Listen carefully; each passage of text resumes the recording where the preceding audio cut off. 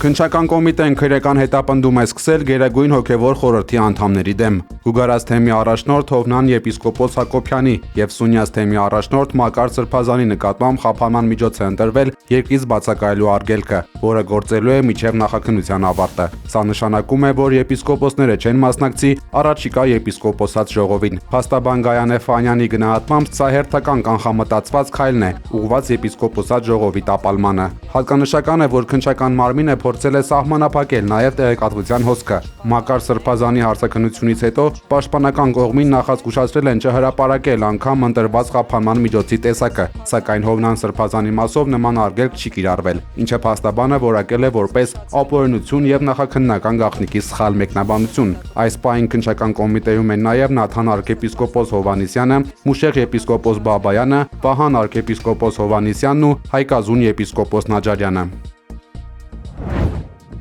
Պաշտպանության նախարար Սուրեն Պապիկյանի զինված ուժերում ծառայող գնդերեսների մասին հրամանից հետո Մայրաթորի փաստաբան Արա Զոհրաբյանը այսօր հայտնել է, որ զինված ուժերում 42 հոգևորականից միայն 8-ն են ծառայելու որպես ժամկետային ծառայող, իսկ մնացած 34-ը այլևս չեն ծառայելու։ Փաստաբանի խոսքով Սուրեն Պապիկյանը խախտել է նույնիսկ պաշտպանության նախարարի հաստատած հոգևոր ծառայության կանոնադրության կետերից մեկը, ըստ որի հոգևոր ծառայությունը լուծարվում է ամենայն հայոց կաթողիկոսի օրհնագրով եւ Հայաստանի Հանրապետության պաշտպանության նախարարի հրամանով։ Այս գործընթացի առիթը հանդիսացել է, որ գնդերեսները հրաժարվել են պաշտպանության նախարարության պահանջով միանալ Նիկոլ Փաշինյանի նախաձեռնված հակաեկեղեցական ծրագրի։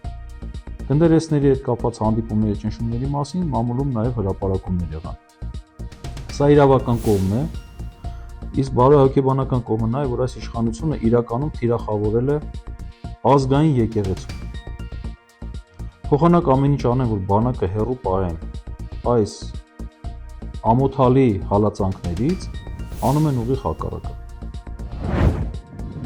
Երկու հայ է մնացել օկուպացված Ստեփանակերտում։ Նրանցից մեկին ադրբեջանցիները չեն գտել, որ բերեն, հայտնել է Ազատություն ռադիոկայանը։ Հանրային գործիչ Տիգրան Պետրոսյանը լրատվական եզրույցում պատմել է, որ Լարիսա Ստեփանյանը վերջին պահին անհասկանալի ձևով անհետացել է։ Ադրբեջանցիները սկսել են ակտիվ իրեն փնտրել, մի քանի րոպե ման են եկել, բայց չեն գտել։ Լարիսան 73 տարեկան է։ 2020 թվականի պատերազմից հետո Հադրութից տեղահանվել ապրում էր Ստեփանակերտի կացարանների վերածված ոստիկանության պոլիկլինիկայի շենքում։ Ավելի վաղ Լարիսան Բաքվից եկած լրագրողներին ասել էր, որ իրեն լավ է զգում, մտադիր չէ հեռանալ Ստեփանակերտից, որովհետև պիտի անպայման հետ իր տուն Հադրութի Տող գյուղ գնա։ 73-ամյա կինը այս հարցով նույնիսկ հերակա Ալիևին էր դիմել։ Այս դեպքից հետո կնոջ մասին տեղեկություն չկա, հայտնի չէ, թե նա որտեղ է։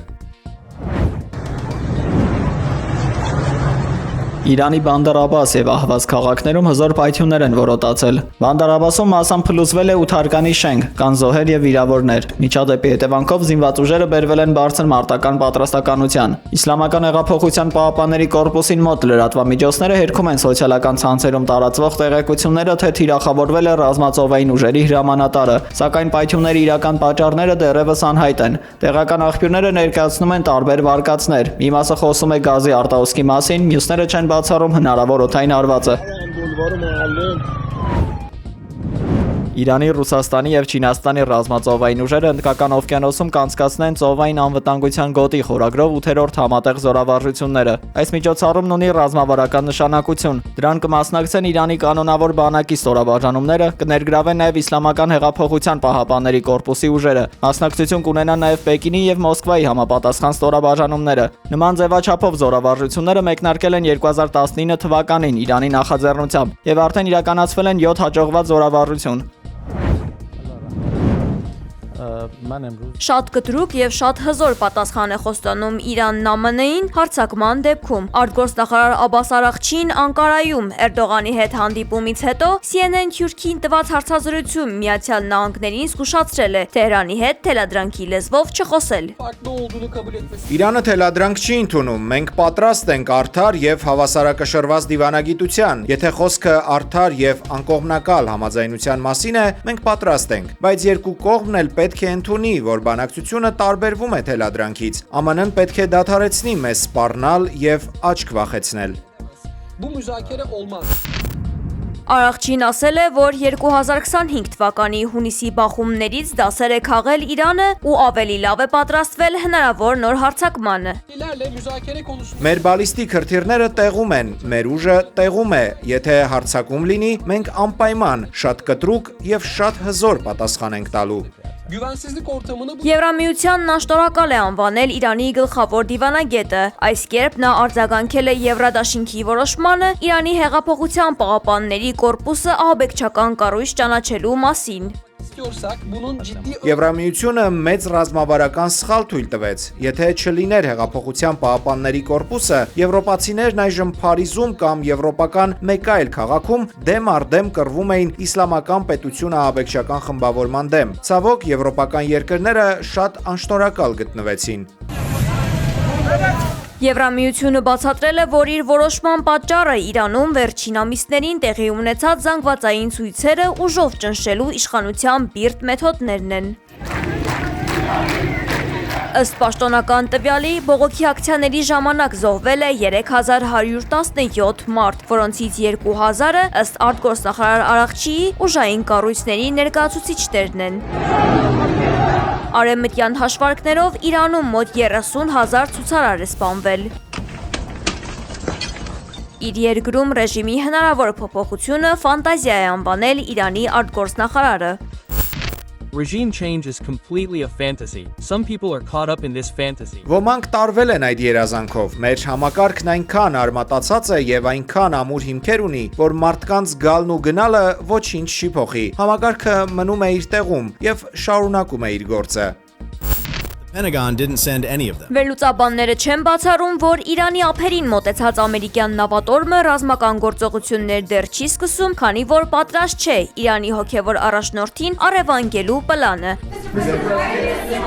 Վենեսուելական սցենարը կրկնելու հնարավորության մասին երեկ էին լրագրողները հարցրել նախագահ Թրամփին։ If Iran doesn't make a deal, is your plan to replicate there what you just did in Venezuela? Եթե Իրանը համաձայնության չգա, արդյոք ձեր ծրագիրն է այնտեղ կրկնել այն, ինչ արեցիք Վենեսուելայում։ We have the most powerful ships in the world. Ես չէի ցանկանա դա ասել, ես չեմ ուզում խոսել որևէ բանի մասին, որն առնչվում է իմ ռազմական քայլերին, բայց մենք այնտեղ ահռելի հզոր նավատորմ ունենք։ Մենք ունենք աշխարհի ամենահզոր նավերը, մենք ունենք աշխարհի անհամեմատ ամենահզոր բանակը։ Մենք դա բազմիցս ապացուցել ենք։ Longer than ever before. I'm adding to it. We're adding something called the battleship. Հնդկաստանի Բենգալիա նահանգում Նիպահ վիրուսի նոր բռնկումը անհանգստացրել է Չինաստանին եւ հարավ-արևելյան Ասիայի երկրներին, ստիպելով ուժեղացնել սանիտարական հսկողությունը օդակայաններում։ Վիետնամում բնակիչները մի լավ ծանրութ հետև են անում, նախքան միրգ կամ բանջարեղեն գնելը։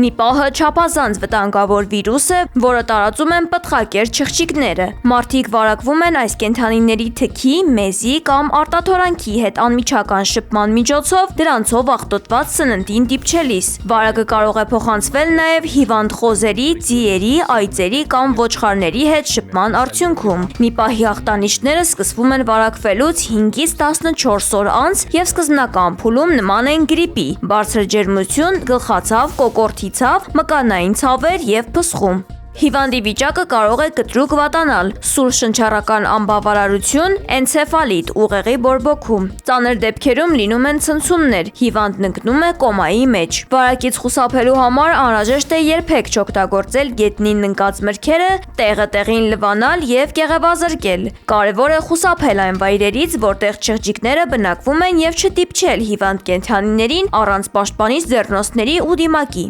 Նիպահի դեմ դեռևս չկա պատվաստանյութ կամ դեղամիջոց։ Մասնագետները նշում են, որ այն COVID-19-ի պես արագ չի տարածվում։ Դա նվազեցնում է համաշխարհային պանդեմիայի հավանականությունը։ Հայաստանում հիվանդության տարածման ռիսկերը ցածր են, հայտնել է հիվանդությունների վերահսկման եւ կանխարգելման ազգային կենտրոնը։ Ըստ գերատեսչության, վարակը փոխանցող մրգակեր չղջիկները տարածված չեն մեր երկրում։